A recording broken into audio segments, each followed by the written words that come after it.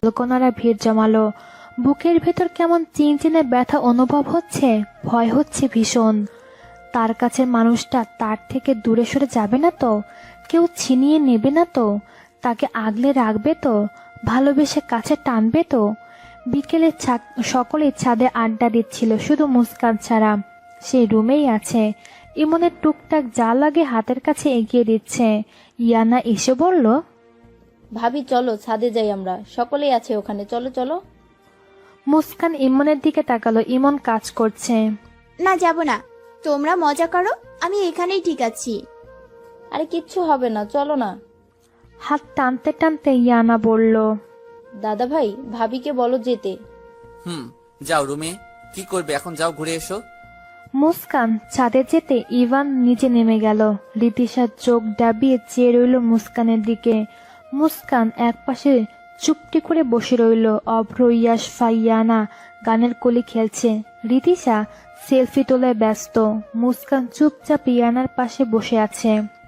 মুস্কান ভাবি, এবার তুমি একটা গান শোনাও। অভ্রর কথায় রীতিশা সেলফি ওঠানো অফ রেখে তাদের কাছে এসে বসলো। মুস্কান বেশ ইতস্তত বোধ করে বলল, আমি এসব পারি না। ইয়াশফা সহ রীতিশা হেসে ফেলল। সো স্যাড, নাচ পারো? রীতিশার দিকে চেয়ে মাথা নাড়িয়ে না করলো মুস্কান। রীতিশার ব্যঙ্গাত্মক স্বরে বলল, কি পারো তুমি? আই মিন, কি আছে তোমার মধ্যে? ও সরি, তোমার মাঝে কোনো প্রতিভা আছে? রীতিশা আপু কি বলছো? ও ইয়ানা, তুমি কি সুন্দর নাচ করো বলো তো। ইয়াশফা কি সুন্দর গান গায়। অভদ্র গান জানে। আমি নাচ পারি, গান পারি, মডেলিং করি। সবার যখন এত প্রতিভা, ওর কিছু না হলে ব্যাপারটা কেমন দেখায়?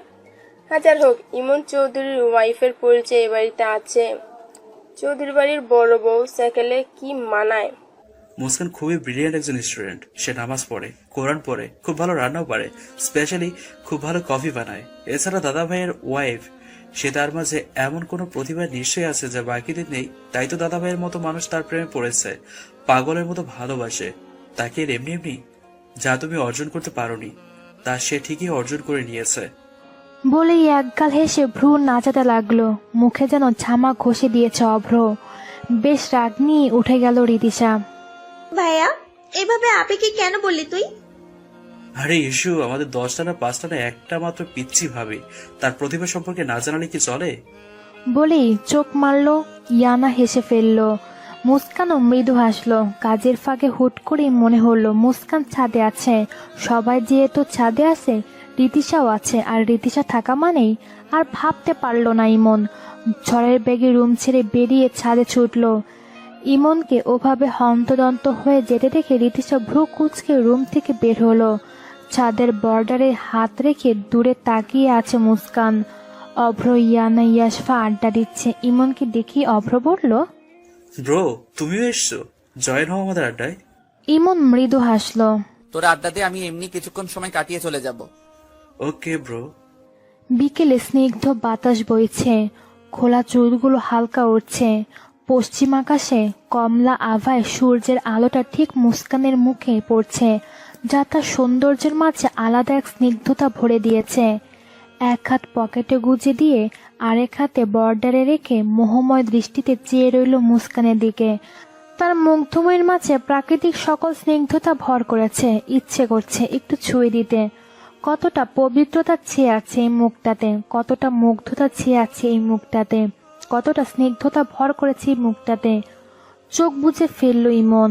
গভীর এক শ্বাস নিয়ে আবার তাকাতেই মুস্কানের চিকচিক করা চোখ দুটোতে আটকে গেল সে।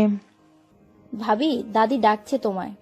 ইয়ানার ডাকে ধ্যান ভাঙল মুস্কানের। ইমনের দিকে আর একবার চাইল না। সে নিজের দিকে মাথা রেখে চলে গেল।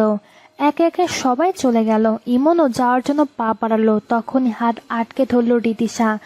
ইমন ঝাটকা দিয়ে হাত ছাড়িয়ে নিল। হাউ ডেয়ার ইউ, সাহস কি করে হয় আমাকে টাচ করার? এভাবে বলো না প্লিজ, কষ্ট হয় আমার, ভীষণ কষ্ট হয়। ভুলের মাসুল দিতে দিতে আমি ক্লান্ত। প্লিজ এভাবে ইগনোর করো না আমায়। শাট আপ, ফাইজলামি করো আমার সাথে। Listen, I am married, Muskan is my wife, so এইসব লেইন কথাবার্তার কোনো ভ্যালু নেই। ইমন প্লিজ, তোমায় এসব মানায় না। এসব কি মিস্টার ইমন চৌধুরী? তুমি আমায় নাই মানতে পারো, তাই বলে ওই মেয়েটা তো এবারই কাজের লোক হওয়ারও যোগ্য নয়। কি আছে ওর মাঝে এমন? আনস্মার্ট মেয়ে কিনা তোমার বউ? সত্যি মানতে কষ্ট হয়। সো হোয়াট, আমার কিছু করার নেই, জাস্ট লিভ। ইমন, তুমি একবার আমার দিকে তাকাও, দেখো কি নেই আমার মাঝে। সব আছে, সব। আর ওকে দেখছো? তোমার মতো পুরুষের বউ, অমনটা সেকেলে মেয়ে। আমি মানতে পারছি না যে ওই মেয়েটা তোমার বউ। না আছে লেখাপড়ার দিক দিয়ে যোগ্যতা, না আছে রূপের দিক দিয়ে যোগ্যতা, আর না বয়স। ছি, তোমার রুচিবোধ দেখে অবাক হয়ে যাই। আরে কি নেই আমার মধ্যে? আমি যথেষ্ট সুন্দরী। একবার চেয়ে দেখো আমার দিকে, রূপ যৌবন সবটাই আছে আমার। কি ফিগার, যে কোনো ছেলেকে ঘায়ল করার জন্য যথেষ্ট। কি নেই বলো, কি নেই? ইমন বাঁকা আসলো রিদিশার দিকে, একটু ঝুঁকে তার পুরো শরীর চোখ বুলালো, ধীর আওয়াজে বলল, ওর মাঝে যা আছে তা সত্যি তোমার মাঝে নেই, বাট কি নেই তা আমার অনুভূতি দিয়ে বোঝালে তোমার মতো মেয়ে সেটা বুঝবে না। তাই তোমার ভাষায় তোমার মতো করে উত্তরটা দেই। বলেই কানের কাছে মুখ নিয়ে বলল, ওর মাঝে যা আছে তা রেইলি তোমার মাঝে নেই। কি জানো? ভার্জিনিটি। 3 বছরের বেশি রয়েছে আমার কাছে, বিয়ে করে বউও করে নিয়েছি, অথচ এখনো সে ভার্জিন রয়েছে। তুমি তো বিয়ের আগেই ভার্জিনিটি হারিয়েছো। যে সুখও আমায় দিতে পারবে তা কি সত্যি তুমি আমায় দিতে পারবে? বলেই রহস্যময় হাসি হেসে চলে যাওয়ার জন্য পা বাড়ালো। বাহ ইমন চৌধুরী, বাহ। এই না হলে আসল রূপ। পুরুষ মানুষের আসল রূপই তো এটাই। এতদিন তোমাকে ভিন্ন জানতাম, কিন্তু আজ প্রুফ করে দিলে তুমিও এক। এতটা পরিবর্তন ইমন, এতটা। তোমায় অন্তত আমি এমনটা ভাবিনি। মেয়েদের শরীরের প্রতি এতটাই লোভ তোমার, তাই কচি মেয়ে তুলে এনেছো। জাত কুল বিচার করনি। ছি। Shut up. আর একটা কথা বললে গায়ে হাত ওঠাতে দুবার ভাববো না আমি। জাত কুল কি সেটা দেখার প্রয়োজন বোধ করি না, আমি মনুষ্যত্ব দেখি। হ্যাঁ, ইমন চৌধুরী পরিবর্তন হয়েছে, সেটা শুধু মুস্কানের জন্যই। হ্যাঁ, ইমন চৌধুরী বড্ড লোভ, কিন্তু সেটা শুধুই মুস্কানের প্রতি, যে লোভেও পবিত্রতা রয়েছে। ইয়েস, আমার বউয়ের প্রতি আমার লোভ থাকবে, এটাই কি স্বাভাবিক নয়? আর পরিবর্তন, আমার জীবনটা সত্যি পরিবর্তন হয়েছে, আর এই পরিবর্তনটা এসেছে মুস্কানের জন্য। সময়ের সাথে পরিবর্তন ঘটেছে আমার আর ওর জীবনের। কয়েক বছর আগে যে বাচ্চা মেয়েটা আমার জীবনে ধুম করে চলে এসেছে, সময়ের পরিবর্তনে সেই মেয়েটাই আমার জীবনে গুরুত্বপূর্ণ একটা মানুষ হয়ে উঠেছে। সেদিনের মেয়েটা আমার কাছে অচেনা অজানা হলেও আজকে সে আমার বিবাহিতা স্ত্রী, অনেকটা চেনা, অনেকটা কাছের একজন। রিদিশা মুখ ঘুরিয়ে নিল, রাগ হচ্ছে। তুমি গিয়ে পড়ে নাও, 2 ঘন্টা পর জাগিয়ে দিও। না, আপনি নামাজ পড়বেন। দেখুন, আপনার মাঝে 2টা বদ অভ্যাস আছে। ইমন বড় বড় করে তাকাতেই মুস্কান পিছনে ঘুরে দাঁড়ালো। কথাটা বলা মাত্রই তার হাত পা কাঁপতে শুরু করেছে। ইমন কথাটা শুনে বিস্ময়ের চরম পর্যায়ে পৌঁছে গেল। বিছানা ছেড়ে উঠতেই মুস্কান এক ঢোক গিলল, গম্ভীর স্বরে বলল, কি বাজে অভ্যাস আমার। আপনি চাইপাশ খান, এটাও পাপ। আপনি নামাজ পড়েন না, এটাও পাপ। তাই এগুলো বদ অভ্যাস। বলে চোখ বন্ধ করে ফেললো। ইমন মুস্কানকে হ্যাচকা টান দিয়ে নিজের সামনে নিয়ে এলো। তীক্ষ্ণ দৃষ্টিতে চেয়ে বলল, লিসেন, মুখটা বেশি চলছে না, চুপচাপ গিয়ে নিজের কাজ করো। ইমনের রাগ দেখে মুস্কান ইমনকে শক্ত করে জড়িয়ে ধরল, বুকে মাথা চেপে ফুপিয়ে কেঁদে উঠল। ইমন যেন এবার বাকরুদ্ধ। এই মেয়ের হলোটা কি? ফুপু কি মুস্কানকে পাল্টে পাঠালো, নাকি ওকে ভূতে পেল? কোনটা? মুস্কান, কি হয়েছে?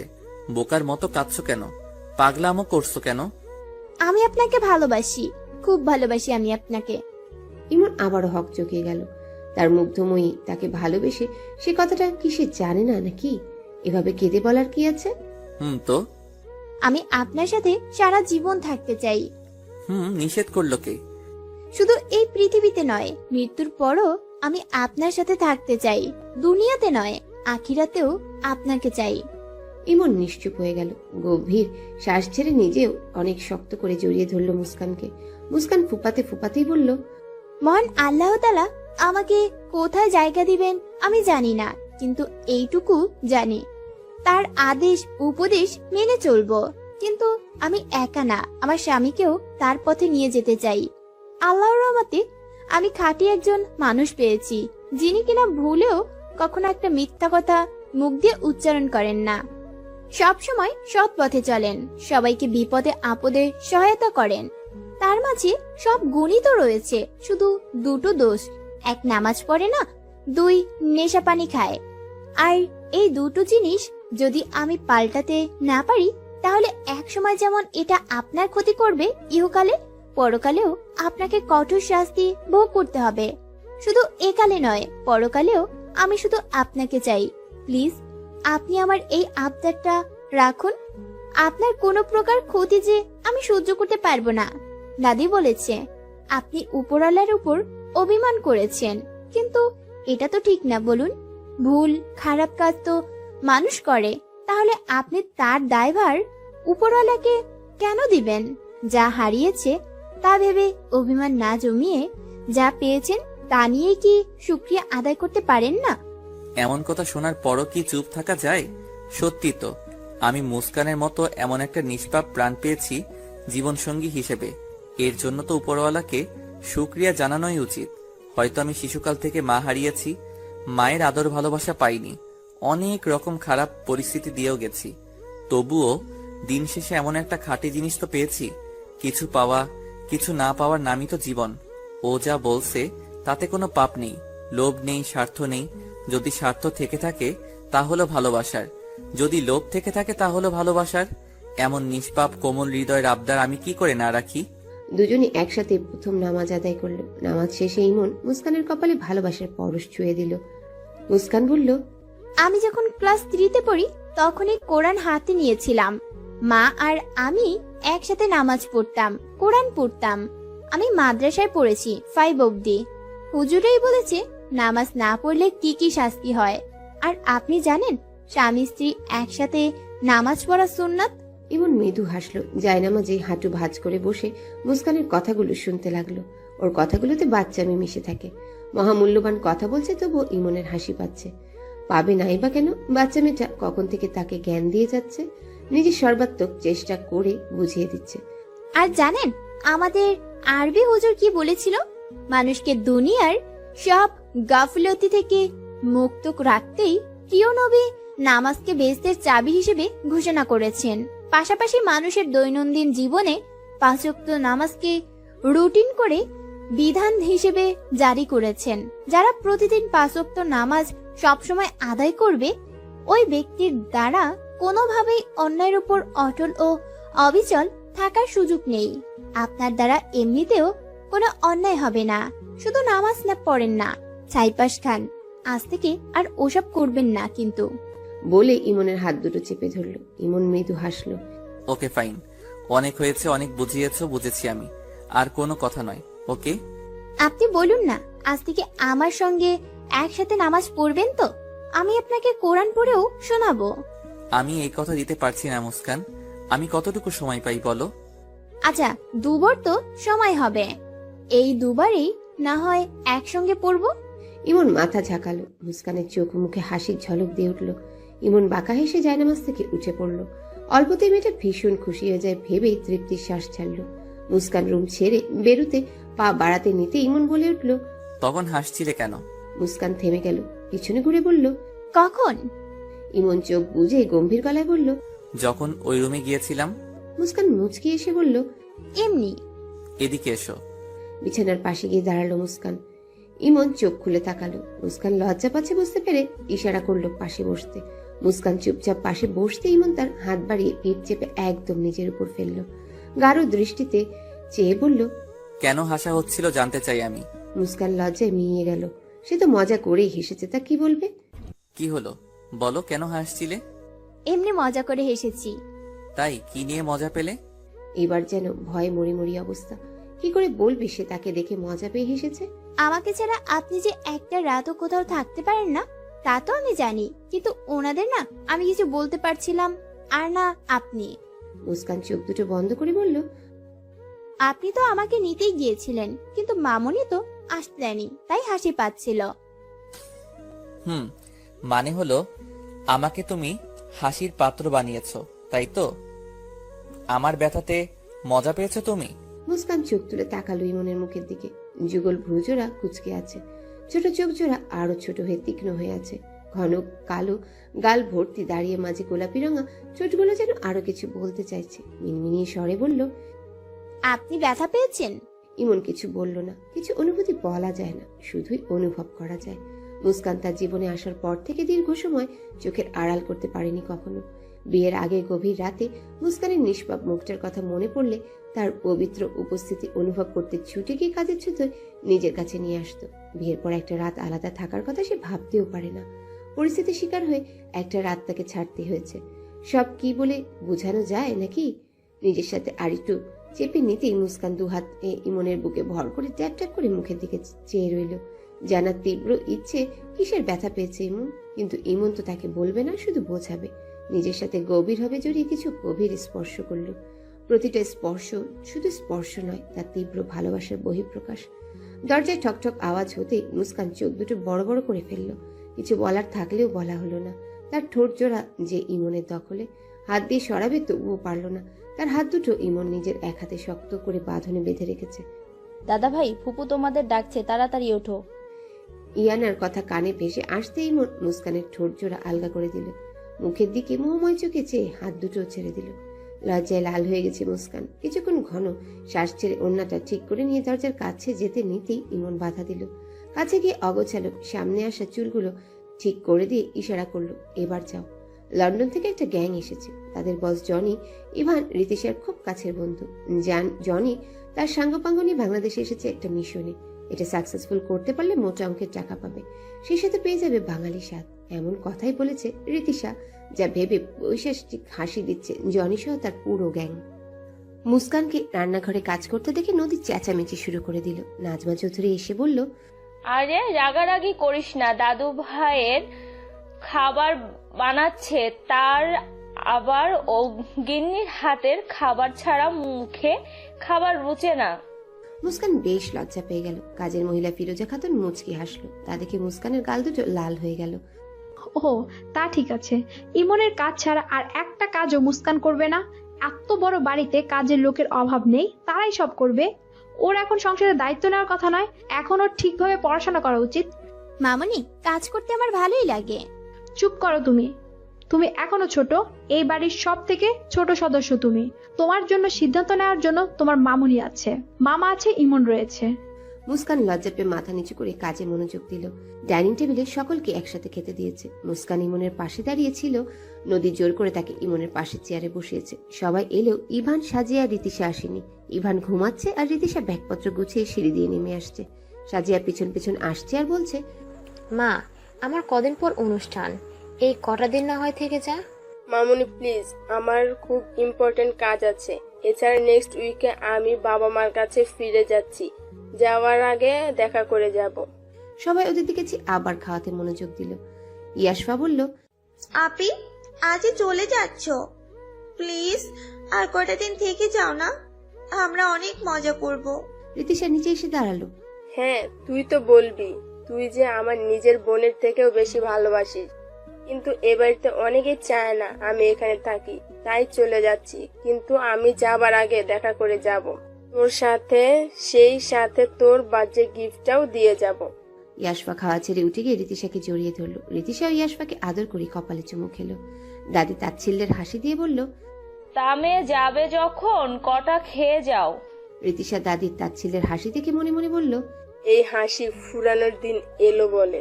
ইমন মুস্কানের দিকে চেয়ে মনে মনে হাসলো। সবার থেকে বিদায় নিয়ে বেরিয়ে গেল রীতিশা।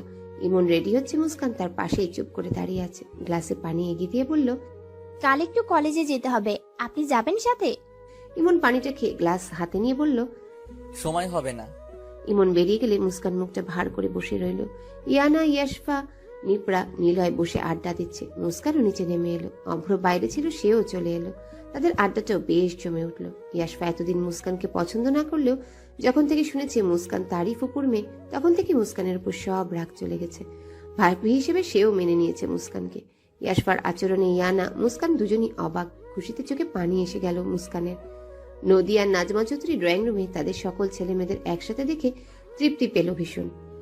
ইভানটাই আলাদা হলো সকলের থেকে। ছেলেটা তো আমাদেরই বংশধর, মায়ের কুশিক্ষার জন্য ছেলেটা আজ এমন হয়েছে। সব ভাই বোনেরা যেখানে এক, সেখানে ইভান কেন আলাদা হবে? নদীর আফসোস দেখে নাজমা চৌধুরী বললেন, তুই আফসোস করছিস কেন? দেখিস একদিন বৌমাও পতন হবে, বৌমারই আফসোস করবে ছেলেকে সুশিক্ষা দিতে না পারার জন্য। মা, আমি চাই আমার ভাই বোন, আমার ছেলে মেয়েরা হ্যালো বন্ধুরা, পরবর্তী পার্ট খুব তাড়াতাড়ি আসবে, তো সবাই অপেক্ষায় থাকো। আর চ্যানেলটি যারা এখনো সাবস্ক্রাইব করোনি তারা পরবর্তী পার্ট দেখার জন্য চ্যানেলটি সাবস্ক্রাইব করে রেখো। ধন্যবাদ সবাইকে, আমাদের সাথেই থেকো।